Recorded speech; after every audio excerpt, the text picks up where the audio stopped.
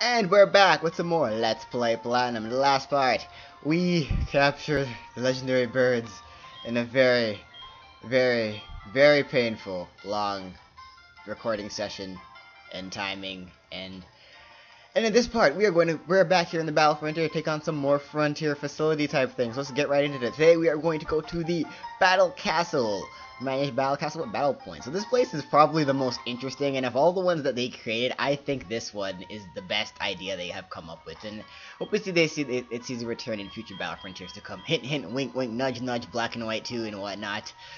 But yeah, for this, I've already done the first 7 sets because those ones are generally kind of boring. So I'm just gonna start with a streak of 7 already. I'm just gonna go on from there, and then I decided to skip that whole first 7 just because they weren't that interesting, and if I'm gonna skip anything, then it might as well be the more interesting fights. So let's see, let's go with Togekiss, and let's go with Pangea, because I never used Pangea last time. Let's go to Houndoom, because I also never used Houndoom last time, so that team seems pretty good. So saving and whatnot, because just gonna be talking over the saving, because I don't really feel like I need to cut this out. After all the stuff I cut out in friggin' the last part, or last 3 parts actually, because I meant to record that as 1 part, but I had to split it up into 3 and then record post commentaries for the intros and outros. That's how long those last 3 parts were for the friggin' legendary birds. So I'm doing daily uploads now. That's cool. So welcome to Pirates of the Rules. Pokemon. Yeah. So yeah, there's no held items in this place. They give 10 to start off with. So you see, I already have CP. So your CP does carry over from each set. So I did accumulate all the CP from the last battles. So how this works is every time you win a battle, you're going to win CP. Anywhere up to 30, I don't think there's a minimum of how much you can get. And with that CP, you can do things like yourself. You can do stuff like heal yourself. As you battle and as you take damage and use up PP, that you're never healed throughout your battle. So there is no magical guy with a beret that's going to heal you after every fight. You have to do that with yourself. You have to do that yourself with your CP. So that's how that's going to work. Since I just started to say at my guy's opponent. Also, you can look at your opponent. You can do things like reveal your opponent's team. You can lower your opponent's levels and whatnot, and raise them. I don't know why you can raise them, but you can.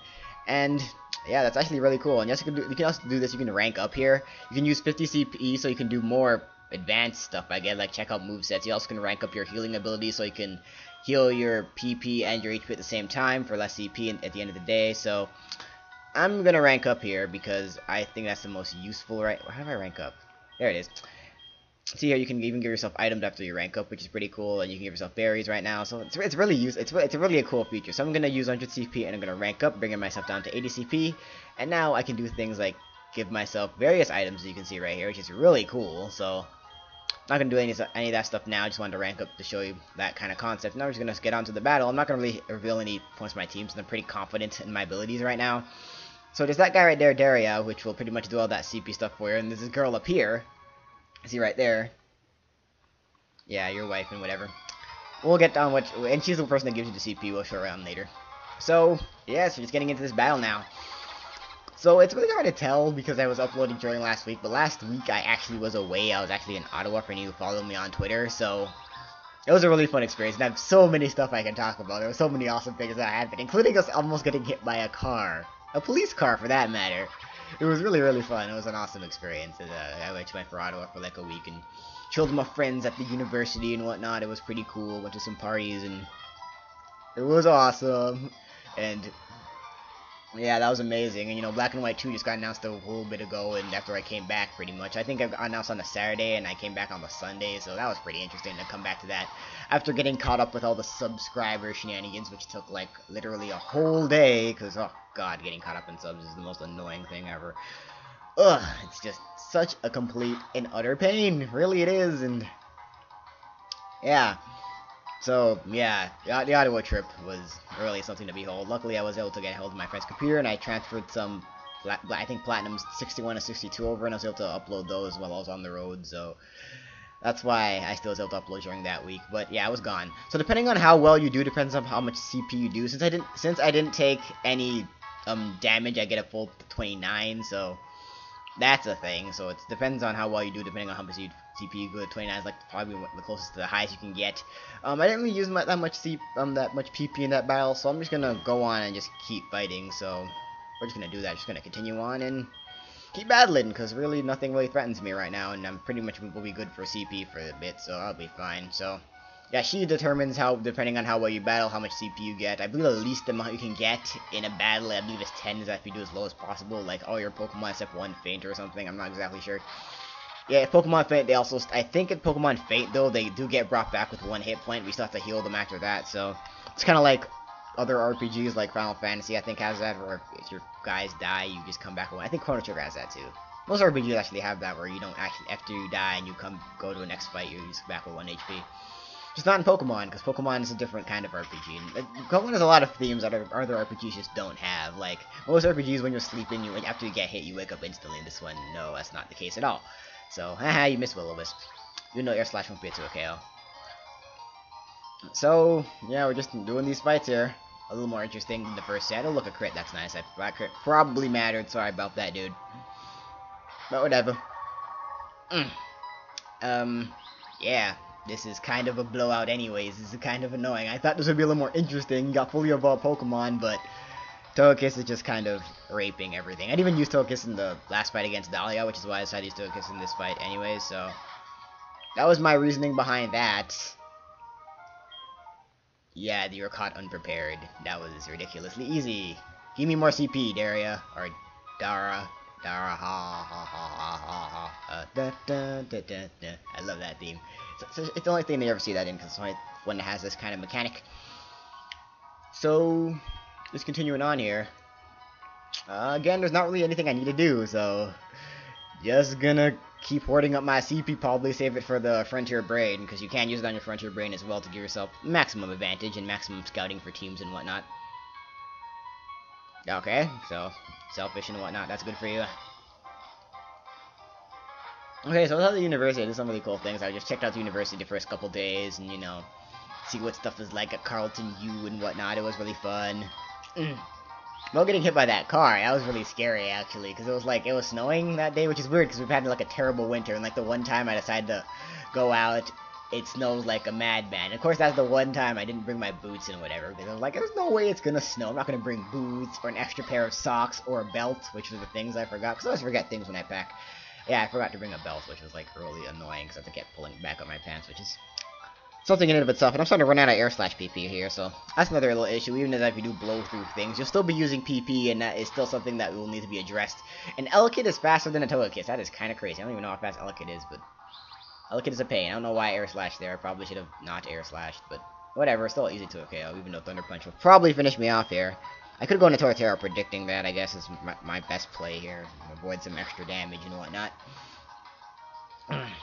So yeah, it was a police car, and he was going, like, really fast for some reason. We have no idea why, and he just, like, almost hit me, and it was really freaky, and he just kind of drove off, too. He didn't say anything to us, and I pressed crunch by accident. He just kind of drove off, and I didn't even see if we were okay, and it was kind of awkward, and that was really, really weird. So that was a really funny experience, and it was just kind of ridiculous, and like, man, that just shows a level of unprofessionalism that's kind of scary. Then again, we were a bunch of teenagers. We were just a bunch of teenagers walking around in the street. Maybe he was trying to kill us, honestly, because, you know, stereotypical teenagers and whatnot. Clearly we're up to no good, so, you know, must attack children. Was his mindset at the time, I guess. I don't know. Trying to figure out people's mindsets, what you do for Pokemon competitive battling and whatnot. Only 25 there, because again, I took a little bit more damage, so you can see it's kind of dependent on how well you do. Let's use some CP here, I guess, since I have, like, a ton. It's just heal up Togekiss. HP. Cool. Alright, and back. Battle. Let's go.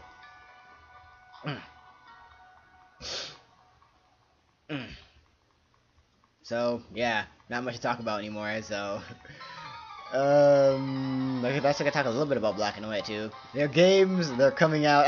One thing about Black and White 2 is pretty interesting is that they're coming out really, really fast. They're coming out what, in like 3 months in Japan, and just like 5 months after that, like before 2013, which is crazy. I knew the new games would be announced sometime around this time. Honestly, I was adamant that they were, because Pokemon tutorials for doing something very predictable. But then again, Black and White 2 is not predictable at all. Now, I would be really, I want to be excited for these games, I really do, but I'm still kind of scared that they're just, like, splitting up Gray into just 2 games to make more money, which just scares me. I just kind of hope that it is what it looks like it is going to be a legitimate sequel I mean, they're going to continue on with the story and not just make an extra story like they have in the other 3 games. Hopefully this will be the first time they make a 3rd version that isn't just kind of always struggles to try to be different. Always struggles to try to make it be worth buying. Because I don't think there's been a third game yet that's really worth buying in terms of if you already have the other 2. Yes, I do have Platinum in my hands right now, but was it really worth it? It's probably the closest they've come for one being worth it, but I do not think Platinum is worth the money. You get like a few extra things, but is it really worth? If you have Diamond and Pearl, was it really worth buying Platinum? I think the general answer is going to be no. And hopefully they're trying to change that with Black and White too. There's a lot of speculation on a lot of things are going to happen, and the biggest question is, will there be a new region? And I think I have a pretty interesting theory about that. And I haven't heard anyone like use this ideology yet, so it's kind of cool. Wow, I got everything boosted in Roll Windspeed. That kind of sucks. But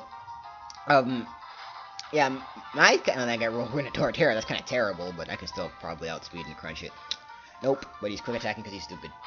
Yeah, but I think there will be a new region, and here's why I think why. People have always been, and my little insight is that it's simple as the anime, which may sound a little bit crazy, but if you look at the anime, look how fast the anime is moving fast. Isn't Ketchum in Japanese already on his 6th badge, I believe, or past his 6th badge, I think, at this point. So, yeah, the Black and White anime has been moving by really fast, and I've been wondering why, and it was probably tied into the next game. Maybe there will be a new region a lot faster, like 2 regions within 1 generation, which again is something that they've never done. And it seems like that's going to be the case. That they'll just have a new region within Black and White 2, and that'll be Ketchum's next destination and the next thing, because like I said, he's moving through Unova really, really fast, and they have to have something for him to do before Gen 6 comes out. They could do the Battle Frontier, I guess, or something like that, if that comes out in Black and White 2. But even that, like, the Battle Frontier saga in Johto is only like 30 episodes, so they have to find something to spill the time, and I think a new region is what they were thinking when they decided to make that anime go as fast as it is. Because that anime is probably the closest they've come to fast since the originals. It's like, it's pretty much on par to be just as fast as the original 83, I think, episodes were for the first generation, with the first area of the game thingy. But that included the final thingy, what is it called again? Indigo Plateau and stuff too, and, you know, I think they also considered a few episodes if they're headed to the Orange Islands for their filler season. But yeah, that's my theory. Because of how fast the anime is moving, I think that Black and White 2 will introduce a new region, or introduce like an extra portion of Unova with, like, you know, Battle Frontiers and whatnot. Maybe even just extra badges in general. Maybe they'll be back to having 16 badges again. I don't know.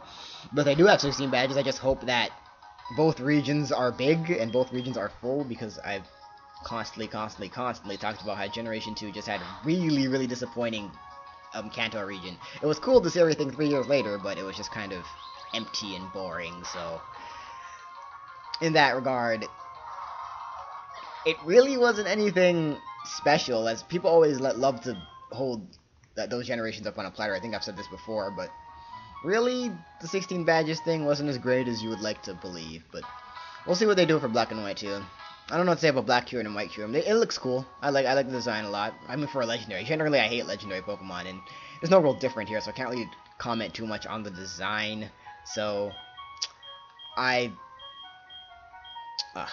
need to rank up to do that. Okay, fine. Yeah, restoring PP. And I lost my train of thought. Damn it. But yeah, Black Kyurem and White Kyurem, it seemed pretty cool. Yeah. Hopefully Kyurem will not suck. I think with the new form changes, that Kyurem will probably be a 680, since it is only 660 now, and probably those ones will be Uber, so I don't have to worry about them competitively. Maybe not, maybe they'll still be 660 and be, you know, U for a bit, but I don't know, I have a feeling that the form changes are gonna make Kyurem broken. I have a feeling these forms of Kyurem are gonna go Uber. Just because the other Kyurem kind of sucks, but then again, I'm not sure how aware Game Freak is that Kyurem sucks, and that's the thing, but that is an importance of create inequitable measures that should be attained.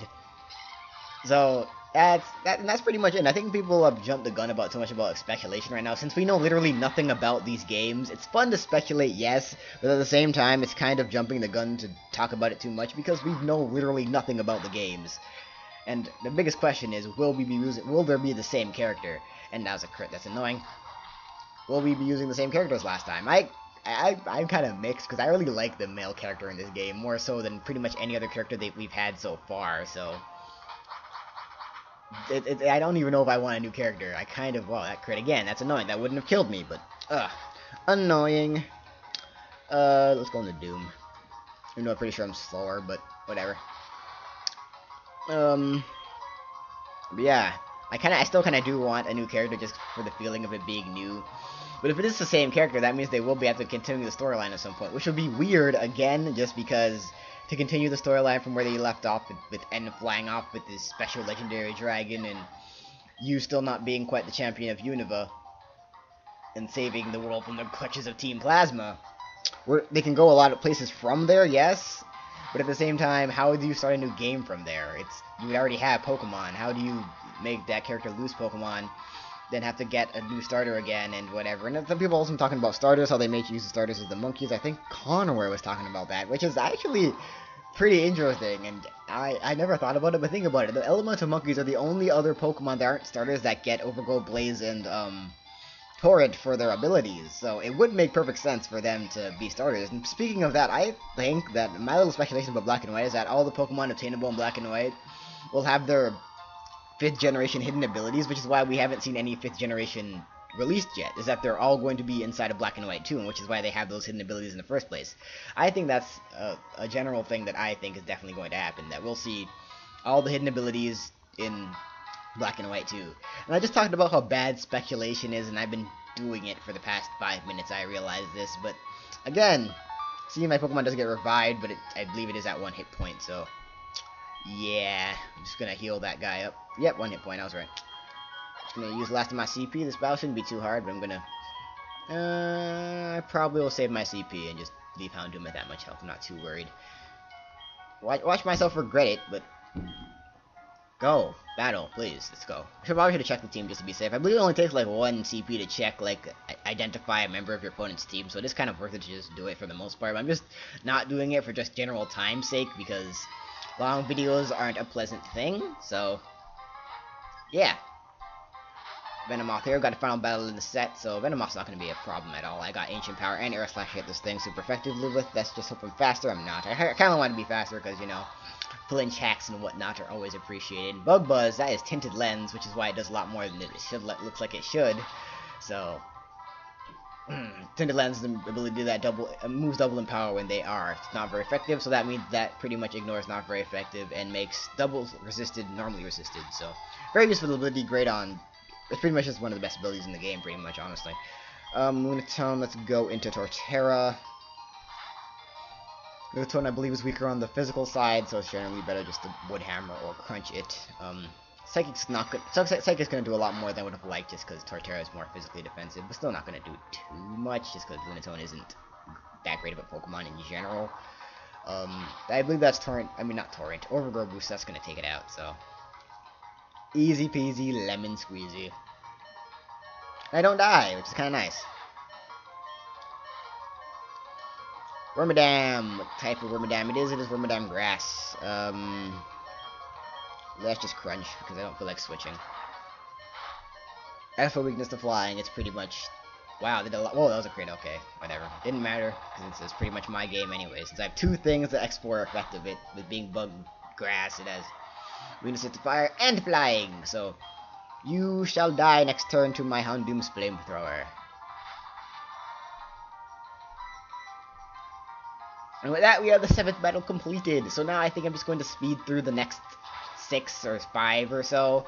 And we'll see you guys at to or near the Frontier Brain. So, let's just go into super speed mode. Now.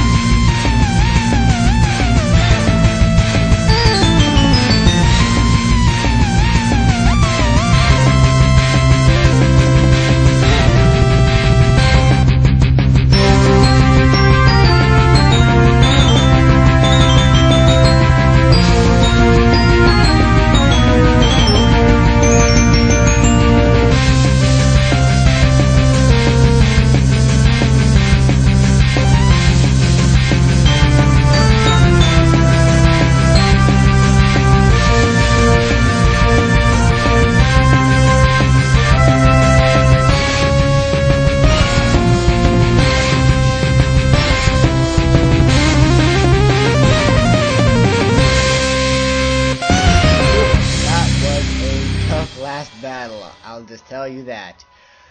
Oh my god, that one gave me a little bit of a heart attack there. So I'm kind of just gonna cut back in here as last battle before the Frontier Brain, and you know, with that last battle, I don't think I can go without commentating anymore. My goodness. If he went for a high jump kick, I would have been screwed. If he didn't switch out with that Salak boost, I would have lost anyways. Actually, no, I wouldn't, because Torterra would still be alive. I shouldn't have cursed with Torterra back there on the Luxio. I just assumed that, I don't know, he had nothing to really hit me with. I didn't see Signal Beam coming, so making excuses for myself. That should be it. Let me see if I can buy any items. What kind of items do they have here again? Moves, rental, items. Nothing that would really benefit things so much. There's a thick club specifically for Marowak in here, which is kind of odd. It's not that useful. Torterra, I can probably give it like a citrus berry or something if they have it. Let's see, citrus berry, I'll take it. Cool. So that's neat. I also gave Togekiss the King's Rock, if you can tell, which will increase its flinching chances to like 71-ish% to make it even more irritating to fight, which is always fun because flinching is ridiculous. Also, something else that happened, not really happened during but something I really saw was this really awesome graffiti of this like girl with glasses. It's so incredibly detailed. Oh my god, I have no idea how someone managed that with spray paint. I'll try to get a picture up right now, but gee, that was breathtaking to see, like, there in person. It was just really awesome, that picture, and it was really something, to be honest. Got a Kecleon here, which will change type depending on what attack you hit it with, so it starts off normal. Hit with a fighting move, and now it's going to be fighting type, meaning it'll be weak to Air Slash, so yeah. Kind of easy to take advantage of its typing. I mean, not typing, its ability is what I'm trying to say. So because now I can just Air Slash it, and it'll be super effective. Magic Coat! Hey, did you see that thing where Chuck Connor had no idea what Magic Coat did? And I was like, oh, how do you not know what Magic Coat does, you baby rib noob? Which will reflect pretty much any status move. Well, not pretty much any status move in this game. In this game, it's pretty much just a move that inflict direct status, like Confusion and Paralyze and Burn. In the next game, it reflects pretty much any non-attacking move, including Stealth Rock and Taunt and Torment, which is crazy.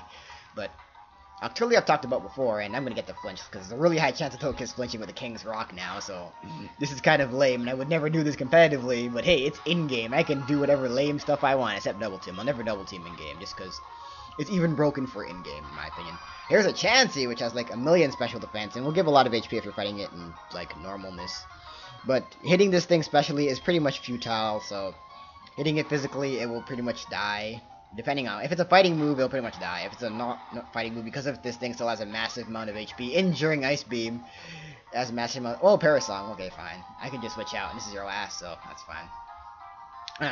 It's going to die, so, in 3 turns at least, and I'm pretty sure, well, Woodhammer's going to give me a massive amount of recoil, just because it has a lot of HP too, so I'm just going to Earthquake. Or not, it has a lot of HP too, it'll just reflect back in me giving more recoil to myself, so, Earthquake should be a 3-hit KO, if I were to guess. Maybe 2 KO. It's 2 KO, impressive. Nice job, Torterra. Dang, they did a lot more than I thought. It's still going. Is that a crit? That's a crit, I think. Is that a crit? No! Wow, I overestimate Chansey. I guess because this one isn't max defense Chansey like standard in competitive play. But that is time for...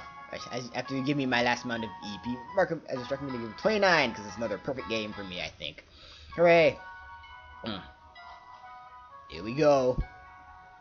Tyler, congratulations! You are commended on your mastery for keeping the streak alive. Our owners, recognizing your worth, demands a battle at the Castle Valley. Are you prepared? Yes! So yes, it is time for the final battle thing. I'm just going to kind of just spend all my CP here fruitlessly, so I'm just going to max out my PP on Togekiss, even though I don't think I'll really need it, but just to be safe. No one else really uses any PP that much. So I check out my opponent here, which is pretty awesome. So let's check what we have. We have a Houndoom as the lead. The leads on all Frontier Brains are randomized, so that's important. An Empoleon and a Staraptor, because I am Psychic, and I believe you can check their moves as well, I want to say. No, you can't. I thought you could. Well, I'm going to decrease each of their levels by 5, just to make this as ridiculously easy as possible, because I am a gigantic jerk. Haha, decrease in level. Oops, no, more, no, go back to opponent. Do it. Level -5. I don't know why you can, I still don't know what is the strategy in increasing an opponent's level. I need to rank up to check their moves. Lame. How much is the rank up? 50? I guess. I'll rank up, check their moves. Yay! Okay, I can check their moves. So let's check out this Houndoom's moves. The word check is very misleading. And 5 more CP to check the moves. Fire Fang, Crunch, Roar, and Counter. Because this opponent has 2 sets of teams, and I'm doing this just so I know exactly what set they're using. So they're using that set. Cool. So sorry, that was a thing. There's a red flag to show I know the moves. That's kind of weird. So let's just get into this battle. Let's proceed.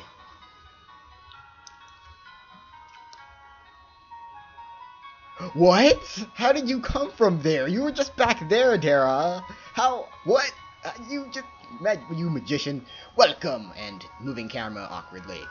I am Darach, as you know. I am the castle valet. Lady Caitlyn, my employer, is not one to accept defeat willingly. However, I am the reason not to liberty to close shall battle. Consequently, I will prepare for a ladyship's place. Let me assure you that I won't be shortchanged by facing me. On God. So we got our next next Frontier Brain battle against a duo, kind of ish, maybe. It's mainly against Darach, but you can see Caitlyn's in the sprite thing, so she's special too, and totally not Elite Four member. So, leading off with the Houndoom, as we already figured out, and like we already know its moveset, I'm going to state again anyways, is Fire Fang, Thunder Fang, Reversal, and actually no, Fire Fang, Crunch, Counter, and Roar. This one has a Focus Sash, but it does not have Reversal as Counter instead, so I highly recommend you hit this kind of Houndoom with a physical attack, special attack, because Counter will pretty much kill you if you decide to hit it. So I'm going to go for the Aura Sphere.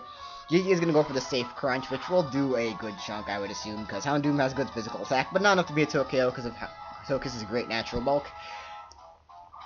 This will probably hit it down to its Focus Sash. Both Houndooms do have a Focus Sash, so keep that in mind. The other Houndoom does have Endure and Reversal, which is a little bit more threatening, because it will be able to hit you with a 200 base power fighting type move, which will give it great coverage, and this general will be a lot more annoying, so that Houndoom's a little bit more scary.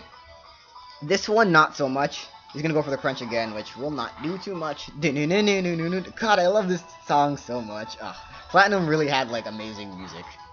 This, with the Giratina theme and the Distortional theme, all the themes that are only in Platinum are amazing. And now she's going to go into Empoleon. This Empoleon has Metal Claw, Waterfall, Brick Break, and Knockoff. It's a physical Empoleon, as both of them are. It also is carrying a Razor Claw, so it kind of wants to flinch a little bit more. It does have Knockoff, so it can impede your general progress by flinching you and whatnot. It doesn't have too much to hit me with, but I am still kind of fearing the Waterfall. My team really doesn't have a decent way of dealing with water moves in general, so I'm just going to stay in and go for the flinch, hope for this, whatever percent chance it is to flinch. 71, I want to say, I don't know. And do I get the flinch? Yes, I do get the flinch. Let's see if I can be a big old dick and flinch him with 60. Orsphere will do a lot, but I don't think he'll kill even. Okay, I'll go for the Orsphere now. Just because I did get the one flinch, and I don't want to really be too much of a jerk here. The other Empoleon will have Drill Peck, Aqua Jet, Shadow Claw, and Rock Slide. Just a slightly different moveset. Not too much big of a deal. You can use the CP to scout this thing out. Oh, this one has Rock Slide. Whoops. Whatever. This is the one with Rock Slide, not Knockoff. And it has Aqua Jet as well, which is kind of a big threat just because it can priority move things and destroy things in general. I'm going to go into Pangea my Torterra here because I'm pretty sure I'll be faster and I can kill it off with an Earthquake. And I am faster. An Earthquake shall kill. Fix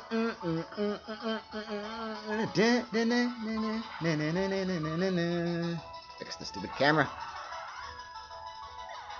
That's good as it's gonna get. And last, Staraptor. This one could be a little bit of a threat. Double Team, Aerial Ace, Return, and Roost is one of its sets, and the other set is Endeavor, Aerial Ace, Endure, and Quick Attack. It is lacking that signature Brave Bird, so it isn't as big of a threat as it could be. But it is very fast, will deal tons of damage, and is pretty much the biggest threat on this team, and can pretty much destroy you if you're not too careful. So we're going to see that it is this double teaming one, which is the one I was really fearing, because now it's all going to come down to luck of the draw. And I do get my first miss, which is annoying. And now it's just going to be a battle of how annoyed will I get, because this is not going to be fun. And I miss again! Hooray! And he's gonna keep double teaming. Oh my god, this is not bode well in general. I finally get a hit off. This thing does have Roost, so the hit is kind of in vain in that regard. I did get it to Intimidate off. You know what I'm gonna do here? I'm gonna switch into Houndoom. Even if he does, worst case scenario, go for the Aerial Ace, or Return, which will probably kill Houndoom. I really just Need to go now and Doom just to get rid of that Intimidate if I have a shot at killing this thing. Because right now, it's pretty much just me rolling the dice. If I can hit, this thing will go down. If I can't hit, sucks to be me. Return will probably take out Houndoom. I'm not too sure. I'm pretty sure it will, just because of Staraptor's Mammoth attack and the fact that, well, 5 levels is not going to be that much of a difference. So it's just down to me and Torterra here. This is coming down to the wire here. It's all really up down to just general luck in general. As you see, Crunch is not doing as much as I would have liked. Aerial Ace will do a decent enough chunk, but I do have the Citrus Berry to help buffer me a little bit. Hopefully it's not too KO, and it isn't, so that is a good sign. As long as I can hit the stupid Crunches. Come on, Torterra. Come on. Don't be fooled by the Shadow Clone Jutsu. Let's just do this. Come on. Hit. Urgh, come on. This is why I hate this. This is the reason why this is just not fun. This is just ridiculous. I think I need a crit to win this. This is not looking good. This is really looking bad. If I didn't get that miss at the beginning, it would have helped a lot. And that is Caitlyn. I lost. Simple as that.